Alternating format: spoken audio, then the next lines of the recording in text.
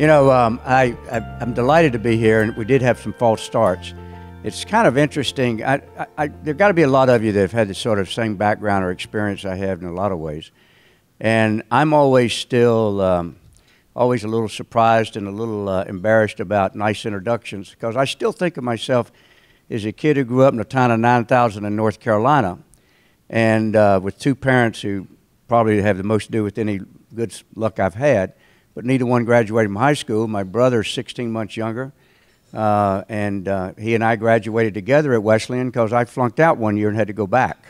And when I went, and he followed me when we were there, so he was the class behind me, so we graduated together. And in fact, his reunion is this year. I went to my reunion last year, even though I ended up graduating in his class. And so I don't think there's anything in my background of life that would have indicated why I've been as lucky as I have. We came here in '75, but I thought maybe what I'd do is just talk a little bit about the road that got me here and some observations about what that means. But since it's a business school, you can appreciate the dilemma I have sometimes from a professional standpoint. Our practice is about 85% civil trial work. But people think of us because the media doesn't pay attention, criminal cases, because the media doesn't pay attention to civil cases. They only pay attention to criminal cases. So when I left the DA's office, and I'll come back to that in a minute, I was going to try to develop a practice. I was trying to get a loan to start. I was 49 years old. I'd always worked for the government. I started out as a school teacher in Alabama after Wesleyan, then 5 years in the Army during Vietnam, came back. Worked for a congressman for a year while I kept applying to law schools. And my background wasn't all that salutary for anybody to be taking big chances on me. There used to be a trivia contest in the DA's office that said, what senior prosecutor was rejected by 22 out of 23 law schools? 'Twas I. And so the first year I applied to law schools, I applied to 5 and got rejected by all 5. And so then I got out of the service. My wife and I had gotten married there in '70, and we were in D.C. Later, when the Roger Clemens case happens in D.C., to me, it was like being thrown in a briar patch. I love Washington, D.C. We lived there the first 2 years of our marriage. I'd been there for language school a few years ago before that, and so on. But we were there, so now we're going to apply. So we applied to 18 law schools at $50 a pop in 1972. And we got 17 rejections. Had forgotten that we had applied to SMU. And the only reason we had applied to SMU there was a guy in a law firm with my brother in Atlanta. He'd gone straight to law school, so he'd been a lawyer by 8 years by that time, has his own firm now in Atlanta. But he started in New York, and he had this guy who says, listen, have him apply, when he heard about my dilemma, to SMU. He said, why? He said, well, it's actually a lot better than a lot of schools he's being rejected at, but because it's so expensive, they have less applicants. So he's applying to law schools with 4,100 applicants, and SMU has 900 applicants. But we forgot all about it. The only thing we knew about Texas, and that's just why I love this freaking city. I mean, we came here in '75. We didn't know a single person, and so I could give commercials for Houston and how wide open it is and the chances you get. But I didn't know any of that at the time. We'd never been to Texas. She's from Montgomery, Alabama. And as I said, I'm North Carolina. So we thought that all of Texas was like the Last Picture Show. If you go back, the Last Picture Show about West Texas is in 1972, and it had just come out, and we applied to law schools. We thought all of Texas looked like that. And so then we get 17 rejections, and all of a sudden in the mail one day, and we're trying to figure out we're going to apply for a 3rd year to go to law school, and there's an acceptance from SMU, February of '72. She comes down to to Dallas in April, calls back all excited, Rusty, it's green. Dallas in April's gorgeous, okay, just like here. So at any rate, that's our introduction to Texas. So I can't stand here as long bred. So I joined the DA's office out of law school in '75, was going to be there 3 years for experience. Then I was going to be a trial lawyer. I was going to go out and do criminal defense and save the world. And then I sort of redefined which portion of the world I was interested in saving at that time. And I stayed for over 15 years. And then I decided, all right, it's time to do something else. I'm either going to run for DA, because I always thought maybe that's what I wanted to do, but I'm not going to run for DA against Johnny. He not only was a good friend, but he was an excellent DA. Johnny Holmes was a DA. So so it's time for me. It's either time for it to be my office or to leave. It wasn't going to be my office, and so I left. But I left without a job to try to figure out what I was going to do. So I finally decided instead of joining a firm, I'd start my own practice. Well, unlike all of y'all, I never had a business course in my life. I had never run a business. I had never met a payroll. I'd never borrowed money except for a car and a house, and we owed on both. And I left the DA's office with a 6th grade and a 9th grader, a mortgage, and 1 car, because I'd had a county car, so that's how we had 2 cars. But then when I left, now we're down to 1 car. And we don't have any money in the bank. And I want to get a line of credit to start a law firm. Now, somebody in here has had this experience before. You go to the bankers, and they go, "You're kidding me." And so I went to about 8 banks, and I had 3 friends that were going to go into practice with me. And I go to these banks, and nobody would loan me any money. I did not even know, what somebody's personal limits were. So my brother says, well, you talked to some guy that he was interested, but he couldn't get out of the loan committee, right? Well, go back and find out what his loan limits are. I said, what are loan limits? So he explains, so I go, and he couldn't do it at that time. So this guy is president of a small bank here, is going to meet with me to explain my problem. He was a friend of a friend. He says, look, you don't have any assets? No. You don't have anything for collateral? No. You don't have anything? I said, no, I've been on the public payroll my entire life, and we live month to month, and that's it. He said, you have nothing that we can take as collateral? No. You don't have any clients? I said, well, no, everybody I know is at a penitentiary. And he said, and you don't have, all you've been is a criminal prosecutor, and you're saying you want to practice where it's half civil and half criminal. Yeah. And he said, would you seriously expect us to loan you money? And I go, well, I grew up in a little town. They used to loan my father money on his prospects. And he says, well, we quit doing that 10 years ago. It's too expensive. So I finally found somebody with my brother guaranteeing. That's how I started the business practice. The first person who came in and asked me to represent him in something, I was embarrassed about when I quoted a fee, and so I quoted her a fee, and then I started apologizing. She says, stop, Rusty, am I your first client? Yes. Well, look, just when you're sitting where I am, she says, we just want to know what it's going to cost. We don't need a whole commercial as to why, okay? And so that was the way I got started in the practice of law. And in 1992, so that was 1991, February 91. In 92 or 3 or so, the first, I guess, case that led sort of, it's all been happenstance. It's all luck, as far as I'm concerned.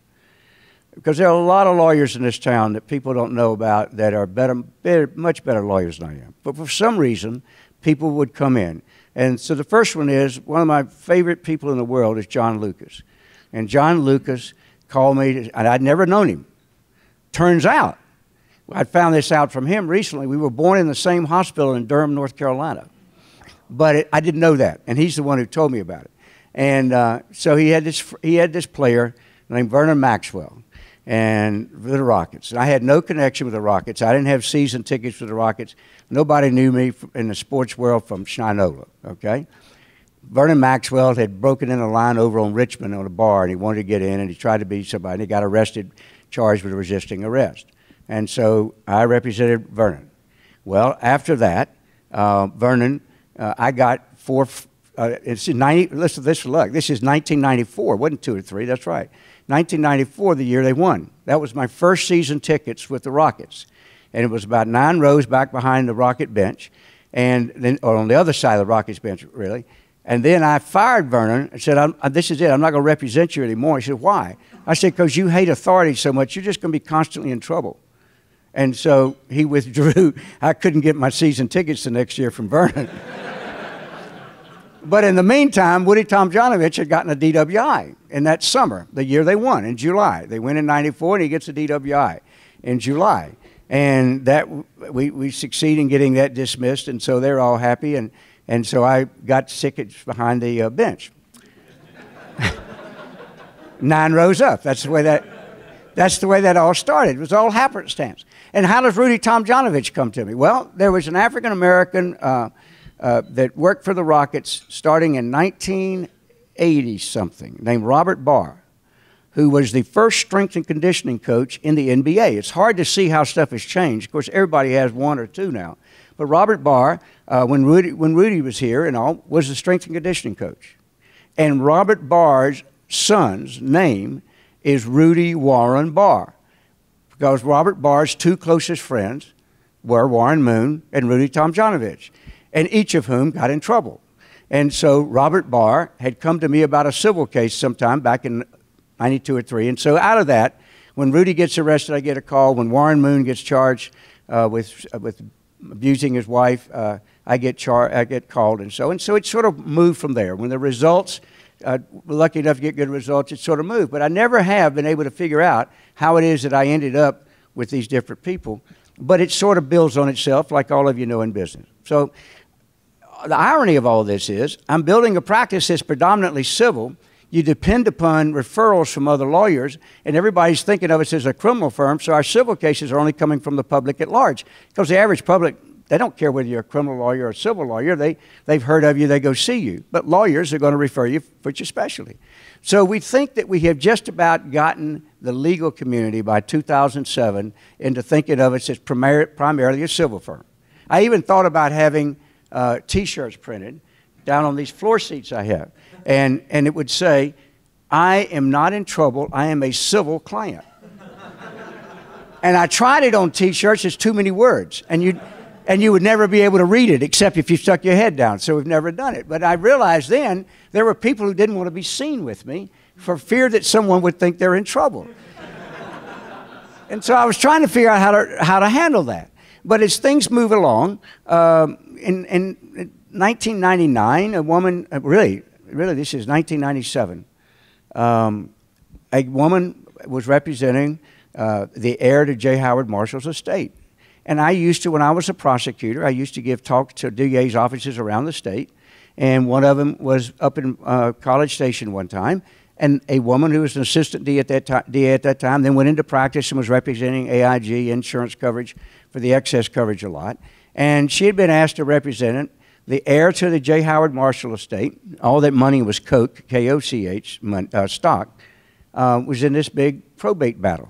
And she asked if I would help out her when it was going to trial. So I agreed. And then the client decided he didn't like her and then let her go. And then I became first chair on it and we got another firm involved.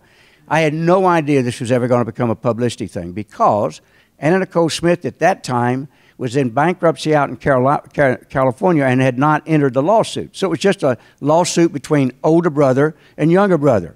Younger brother had inherited everything in the will. Older brother had been disinherited. And the estate was valued anywhere from $1.6 billion, if you listen to them, to us, just $37 million. So then Anna Nicole decides this case is about to go to trial in Texas and she better come in, so she enters the case. Well, then all this publicity happens, all right? And it is my first engagement with the realization that bust size is directly proportional to publicity. And so she, in turn, we have this trial. And we have a false start, and then we try the case. And the case goes on for 6.5 months. And so now, let's assume you're just a lawyer and you're trying this case. The judge let it be televised. And I'm not in favor of televising trials because I'm afraid people will play to the camera. I've never liked it, but I'm swimming against the tide. So it's being televised. Well, Anna Nicole Smith, I mean, you can't buy this publicity. If you went out to get it, it never happened. So what happens is we had taken her deposition, and we knew I knew after about a day and a half, she's had enough. The first day and a half, if you're questioning her, she would be, I don't know, I have a seventh grade, I only have a seventh grade, I don't remember it, so she wouldn't answer the question.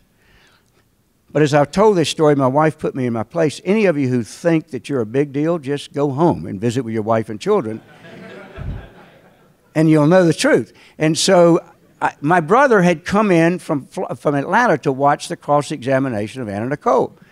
And now Monday and Tuesday, I've had her on the stand a day and a half, and it's just like watching grass grow. There's nothing happening. And so we're at lunch, and Jack goes, oh, I've got to go back to Atlanta. And I said, well, Jack, she's going to implode in about an hour and a half. And he said, what do you mean? I said, well, I'm telling you, she's been putting up with this for a day and a half. She's had just about enough. And in about an hour and a half, she's through with it. She'll start out flirting with whoever the guy asking questions is, particularly if he's some middle-aged guy.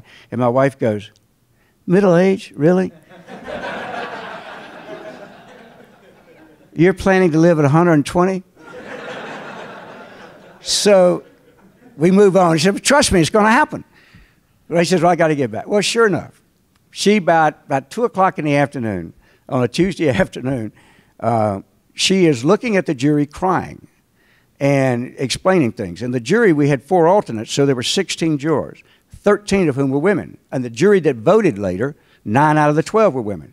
And they all started out on her side because their position during jury selection was any 90-year-old guy, or 89 at the time he married, is going to marry a 24-year-old woman like that. He deserves to lose all of his money. And so all the women started out, surprisingly, on her side. They didn't care whether she had been a stripper or what she'd done. They were on her side. She's looking at them, though, and she's crying. And I had seen her 2 movies that she had made, and they were like See Spot Run. She couldn't act. And she was obviously just there for one reason, but now she really was acting. And so I swear to God, it is an innocent question, was not planned. Miss Marshall, have you taken new acting lessons? And she just turns, goes, screw you, Rusty. And then we were off to the races. And so she won the battle of one-liners. Everything I would ask, she'd knock out of the ballpark. She didn't realize it was hurting her, but, I'd say, Ms. Marshall, how do you spend $100,000 a week? And what that was is, the testimony was, he would send her $100,000 cash a week out in L.A. She was living in Marilyn Monroe's old house that he bought for her, because she had a thing about Marilyn Monroe. So how do you spend $100,000 a week? She looked at me like I'm from Mars and goes, Rusty, you have to understand, it's very expensive being me. What do you say to that? So it just went like that. And then, how do you know that inside of one of them, whatever these shows are, would play the cross-examination for 10 or 12 years on TV? I'd still, 10 years after the trial, I'd be putting a suitcase up on a plane, and I'd see some little old blue-haired lady in the back yelling, screw you, Rusty! And that's not bad publicity. So at any rate, those kinds of things keep happening. And then a year or 2 later, I get asked to be local counsel here for Arthur Andersen. Enron declares bankruptcy. My memory is December 5th, I think, 2001, somewhere around there. Arthur Andersen was the only deep pocket left at that time. It was before they went after the banks and everybody else. And so Andersen was being sued civilly. Nobody at the time had any idea they would have document preservation issues. And so I was asked to be local counsel. And Davis Polk in New York was on the case. And so, one thing led to another. Before that, in '94, I had been asked to be the chief trial lawyer for Whitewater, the investigation of the Clintons. But that had nothing to do with me. What happened was the independent counsel was a guy named Bob Fisk in New York at Davis Polk, which is how we got to be friends. And I tell people, I was picked because of my accent, not because of any special ability. All of his team was from New York. And he was smart enough to know you don't want to go try a case in Little Rock, Arkansas with a bunch of lawyers from New York. So he tried to hire local lawyers in Arkansas and found out, I apologize, that everybody was interrelated. Not literally, but I mean professionally, okay? And so he started looking at border states, and somebody here had given him my name, and so we had a relationship back from '94, and then we're in Arthur Andersen. And then all of a sudden, somebody discovers they've destroyed all these documents, and now they're in a criminal case, and I get asked to be first chair in the criminal case, and it's the first Enron case, so the world media covers it all in. None of that was by design. None of it was organized, and it was all happenstance. And so that's 2002. And then, you go along with different athletes get in trouble. And my problem was every time an athlete would get in trouble, we would be right back in the news on a criminal case where we're trying to build a civil practice. There are 12 of us. 9 of us don't touch any criminal case. 3 of us do both civil and criminal. So I think we'd just about gotten there. Then boom, December 13th, 2007, the Mitchell report comes out. And Roger Clemens is in there and accused and said that he'd used steroids at HGH. And then there we are, right back again in the news. The civil practice dried up. No corporation wanted the lawyer of Roger Clemens, who everybody hated at that time. 95% of the American public had decided he had done it, and they were never going to be deterred no matter what we said or did. And we were back in that. And we ended up having 2 trials. One's a mistrial, 2011, and 2012 we tried the case in Washington. And I realized, somebody asked about clothes, why I'm in darker clothes than usual today. And what had happened is, when I was a prosecutor, and then the Clemens case taught me that that had become widely noticed, and I hadn't realized it. I've always worn light-colored clothes in a work environment. And I started out doing this as a prosecutor because people have these perceptions of prosecutors as being sort of this, very conservative, pro-government type, don't take chances, dress very conservatively. Everybody looks like they work for IBM. And so I decided early on I would dress in light clothes always. And I used to give talks to prosecutors and say, how many of you wear navy suits or dark gray to trial? And the women at that time were wearing these little dress for success suits, remember? All those ties. And I go, how much? So I'd throw that in, and they'd raise their hands. How many of you have ever dressed like that for anything else except funerals and weddings? And no hands would go up. I said, well, why the hell would you dress in a formal way for an occasion in which you're trying to get people to relax and trust you, a trial?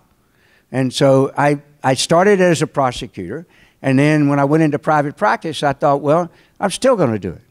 And I like colorful ties, and so when I got to where I was financially able to buy Hermes ties, I started buying Hermes ties. And the reason is because I like the color. And I didn't realize, I told somebody here, I had 2 trials in a row, civil cases here, just 2 or 3 years ago, where the bailiffs and then the jury told me that after the 5th day, each of them were about 2-week trials, the jury was taking bets on what color tie I'd wear the next day. And I realized this unconscious thing I've stumbled into can't be all bad. In the Clemens case, that's when I really knew. So when you have all this media outside the courthouse for a press conference after the not guilty, the first question, now Roger's there, it's supposed to be about him and everything. The first question from the press is, why do you have on a navy suit? Of me. And I go, what? Yeah, why do you have on a dark colored suit? I discovered the world media had gotten used to me wearing light-colored clothes. It was the only suit I had left in Washington. I didn't expect a verdict that day. I had 2 suits. I had a light-colored suit and a dark-colored suit. I'd sent everything else home. We'd been up there a month. Well, I figured they weren't going to have a verdict as soon as that day, so I wore the navy suit, assuming the verdict would be the next day and it'd be a light-colored suit. They came back earlier. I wore the dark-colored suit, and the media's first question is, why are you in a dark-colored suit? And I go, this is taken on a meaning totally irrelevant to what the hell we're here about. So that is all a non-design degree. And there's several things I want everybody to remember, and I'll be glad to take questions from you. We've reached a stage where if you're a public figure, the allegation is what ruins you. It doesn't matter the outcome. Warren Moon realized that a long, long time ago.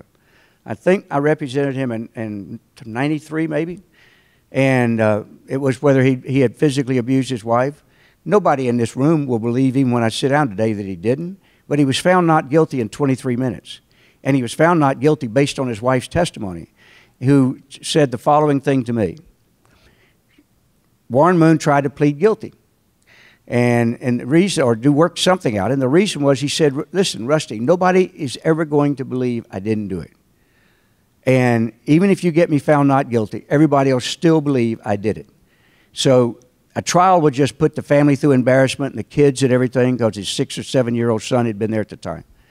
And so he said, but the problem is Felicia won't let me plead guilty. And I get a call saying, listen, Rusty, Felicia said she wants me to hire an attorney. Robert Bauer had suggested me. And I said, well, I don't want to represent you, Warren, unless I talk to Felicia first. He said, okay, fine, but why? I said, because if you're just a celebrity and a batterer in denial, and you got plenty of money, you can hire anybody you want. I don't want to be involved in that. So, I was still 4 years out of the DA's office, and I just didn't want that. So he said, that's fine. I'm up in Minnesota now. I'm playing in Minnesota. She's in Fort Bend. You want to talk to her? You can. So she calls me and says, Warren tells me you won't represent him until you meet with me first. I said, that's right. So I said, okay. She said, well, can you come out to the house because the kids have to pick up, etc. I said, sure. So I go out the house. I sit in her den. She says, Rusty, has Warren told you what really happened? I said, no, I haven't talked to him about the facts yet because I haven't agreed to represent him. She says, well, I'll let him tell you what the true facts are, but you have to remember something. In our marriage, I'm the one with the temper. I said, what do you mean? She says, well, if you don't believe me, just ask the plasterers. I said, who are the plasterers? This later comes out in trial, so that's why I'm talking about it. She says, those are the people I have to periodically bring in to replace the holes from the dents from things I've thrown at him.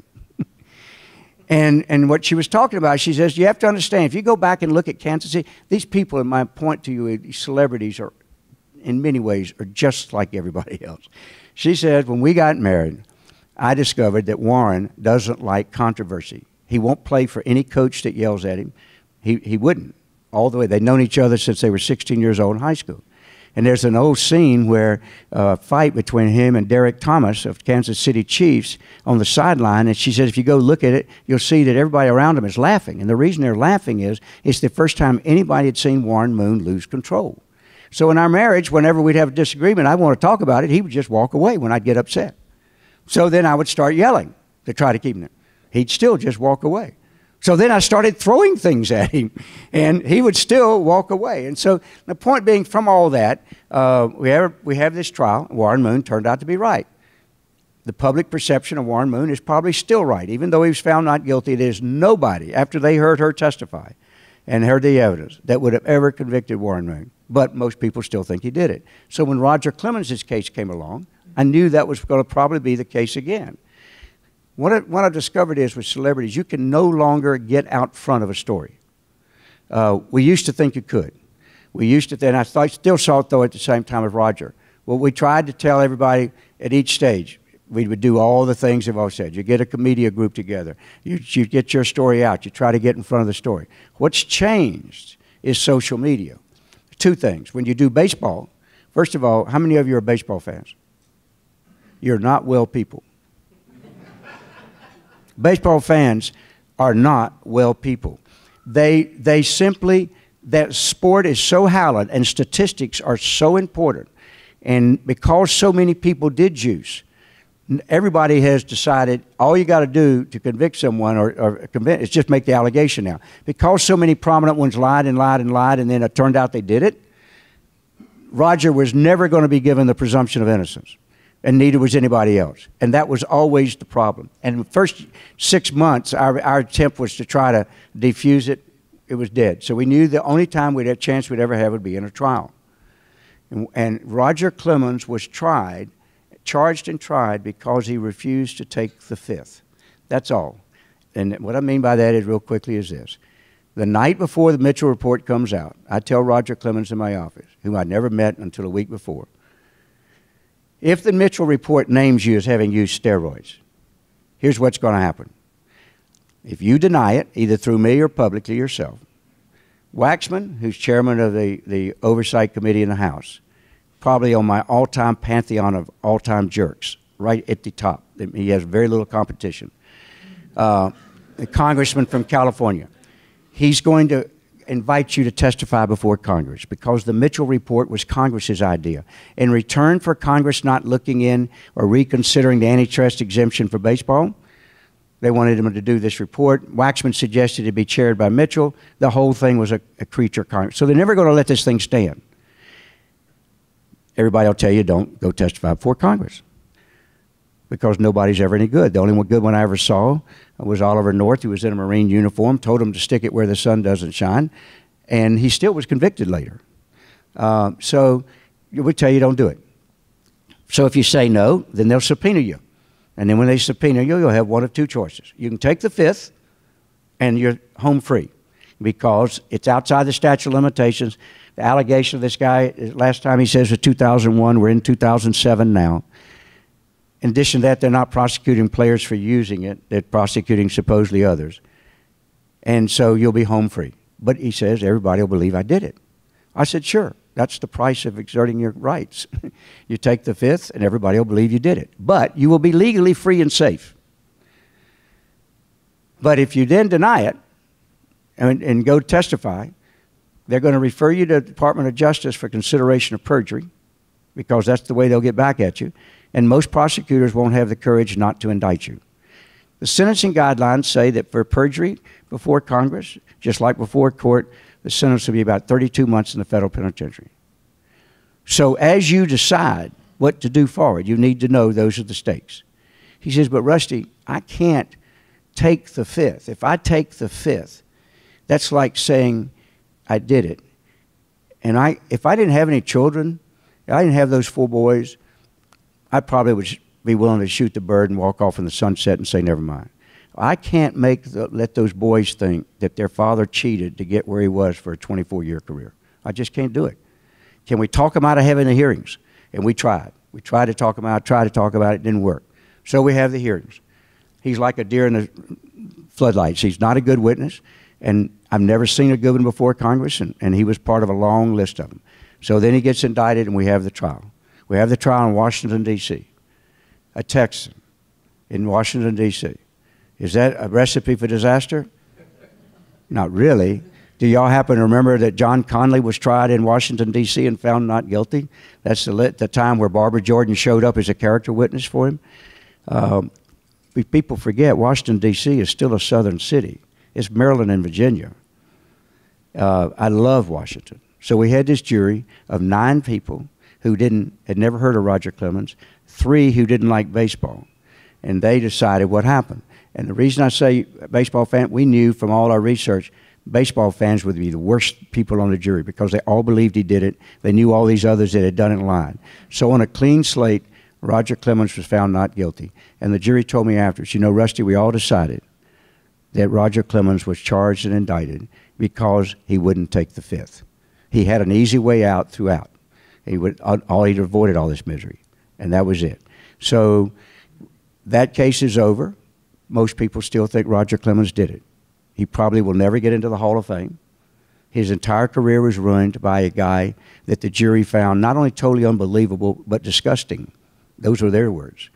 And he is the only person and the only evidence in any source that contended that Roger Clemens ever did it. We put on witnesses for about 3 days where the ESPN people would come up and say, can you get the government to quit objecting? Because this stuff is just great. It was baseball people from Roger's time, he was 16 years of age, talking about his work ethic. I'll tell you one war story about it, and I know I've kept you too long, and I'll stop in just a second. Roger Clemens' work ethic was renowned, starting all the time he was 16, 17 years old. And we brought people from different stages of his life to describe what he did and what he was like. At the end, one of them, the 2 key ones, the government called Brian Cashman, the general manager of the Yankees that had become the general manager under George Steinbrenner at the age of 29. He was 42 at the time. They thought he had some conversation that would help him. It didn't, but they apparently didn't vet what he really thought of Roger. Second person pantheon up there in my world of jerks is our just retired baseball commissioner. Bud Selig had declared to all active baseball teams, every one of them, nobody that was presently on the payroll of any baseball team was allowed to talk to Roger Clemens' legal team. They all lawyered up, so we were never able in preparing the defense to interview anyone who was still employed by baseball. So we had never talked about, had to put on people who were retired. We had heard Brian Cashman liked Roger, but we didn't know. So now we moved across, and I asked to find out. I don't know what he's going to say. Mr. Cashman, have you ever said that Roger Clemens was as valuable in the locker room as he was on the field? Yes. I go, well, maybe this won't be quite as bad as it could have been. Why did you say that? He said he was the greatest leader I've ever seen. I said, what do you mean? He said he led everybody on the team, 23rd, 4th, and 5th guy, just like the 2nd and 3rd. He was the only guy on the team that knew every locker attendant's name, his wife's name, his children's name. He's the one who talked to them all the time and was the only one who ever visited with them regularly. If we lost 10-1, he was the one in the locker room the next night convincing everybody they were going to win 10-1. Now, this was in response to individual questions, just a summary of testimony. He said he made everybody better. So much so, he says, in response to questions, that when Roger retired a second time in 2007 from the Astros, or end of 2006, I brought him back to the Yankees. By that time, his fastball was just 91, 92. He could still pitch. But I wanted him as much for the effect he had in the locker room as he did on the field. So he's just incredible, Kurt. And the last witness is Phil Garner, who I tell people, if you were a trial lawyer and sent up to God, if he's listening and cares about trials, and I think that's an open question, send me the world's ideal witness, he'd send you Phil Garner. 65 years old, sort of fatherly looking, extremely bright, very articulate. goes against just about every grain of every stereotype you would think of a guy that used to be known as Scrap Iron when he was a second baseman playing and then as a manager. And he tells about Roger's work ethic.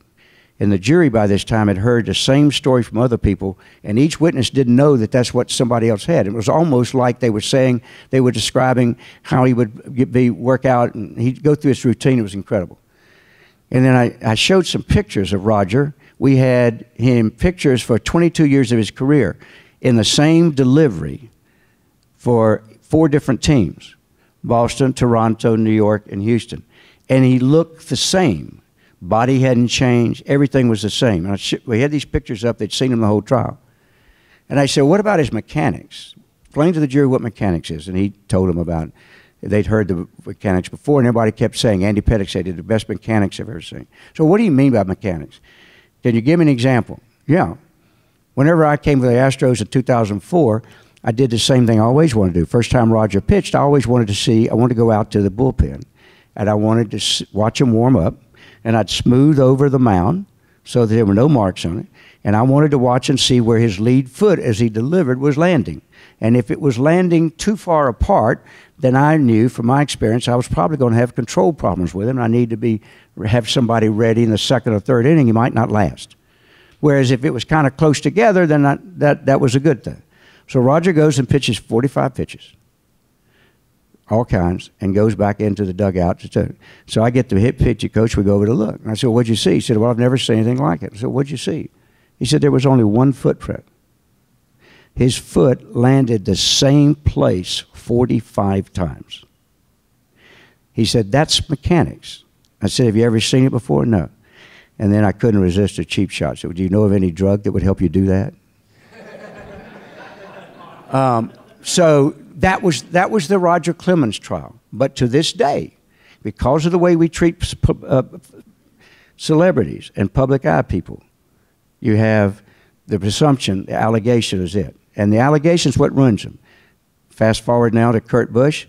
Fast forward to Adrian Peterson. Same thing. Adrian Peterson is an incident of overspanking, no question. But what happened with Adrian Peterson was with his switch, is he was switching this boy from behind, and he didn't realize this twig was wrapping around in the front until he stopped and turns him around and said, now don't you ever do that again. And what he'd done is, he and 2 other boys were upstairs playing, and he had knocked one of them off this toy he wanted to be on, and they thought he'd knocked him out. And so when Adrian turns to him and goes running up there and goes, what happened? And what, he knocked me off the, well, did you do that? Yes. Well, why? Because I wanted to. Come with me. And so that's what led to the incident, all right? Did he overdo it? Yeah, sure. But for God's sake, I mean, did it match this? The guy has now lost millions. Within 48 hours of the allegation, and he was no-billed by a grand jury the first time in Montgomery County. He's no-billed on a Thursday. On Monday, the Ray Rice video is released. On Thursday, the same grand jury reconsiders and this time indicts him. That's how Adrian Peterson, the first time they looked at it and decided it was a father that made a mistake in disciplining, but there was no history of abuse, was a good father. He testified in front of them for 3 hours, waived every right, and they decided not to charge him with a crime. When the furor over Ray Rice's video happened, there we go. And that's what happens with him. And so within 48 hours, he was the most heavily endorsed athlete in pro football, with the exception of Archie Manning. He was the number 2. He lost all $5 million of endorsements within 48 hours. They canceled. And his career now, he still didn't, didn't play the whole year. And this is the way we treat public people differently. And there is no solution except people like y'all try to keep an open mind next time as to what they're like. And Kurt Busch, everybody, I'm representing him now in NASCAR in Delaware. Stay tuned, because it makes Fatal Attraction. This woman, I'm telling you now, I'd say it anywhere, turns out to be a psycho. She's totally made this up. And she convinced Kurt Busch that she was an assassin and everything, and he testifies to it. And it just sounds ludicrous. Everybody laughing about it. What's the problem with that? We've now found 25 other people, including an ex-congressman and his wife and others, that not only heard the same stories but believed it. all right? And she would show pictures of people she had killed. We had people that had nothing to do with Kurt, where at a dinner, she shows this big scar down it, which was really a surgical scar from something medical. And that was a drug lord that cut her down the middle during the bar fight while she was working undercover in so-and-so. Everybody from Kurt Busch, my favorite line of the thing so far is, Kurt, I say, all your friends, you had friends that told you this couldn't be true, right? Yes. Well, and you know your lawyers have questioned whether this happened, right? Yes. Well, do you still believe it? Yes. I said, well, how could you believe that? He goes, I guess I'm just the last person to the party. But in all of these, the common thread is the allegations what runs. If he is charged criminally, and that's what we're trying to stop, NASCAR is going to suspend him. Congressmen, women want him suspended for all this before anybody's ever been convicted of anything. Can you imagine if you were on the assembly line in Detroit working and found out that the police were investigating you for a misdemeanor and General Motors is going to fire you until that is all over? They don't do that to the average citizen. And so there's it. Now, how do I end up in it? And then I'm through. I'm just a lucky SOB. That's really all it is. But I do love it. And somebody asked me when I was going to retire, I said, the deal I have with the lawyers in my firm is that I will retire when either I start embarrassing myself or them. And their responsibility is to call me in and say, you're starting to embarrass us. It's time to stop. But in the meantime, I used to tell people in the DA's office, the time to change jobs, the law degree is such a transportable thing. And you shouldn't be out there laboring in an area that you don't enjoy. You have a luxury a lot of people don't. You can pick up broad deal, just like in business. So the way you decide whether to do is you either start looking forward to Friday or you start dreading Monday. Then it's time to look for something else. And that's not happened to me yet, and until it does, I'm going to keep on doing this. I really appreciate y'all listening. I know people have got to get out of here. I'll be glad to take questions. But I've had a great ride, and I hope y'all enjoy what you do as much as I've been lucky enough to enjoy mine. Thank you very much.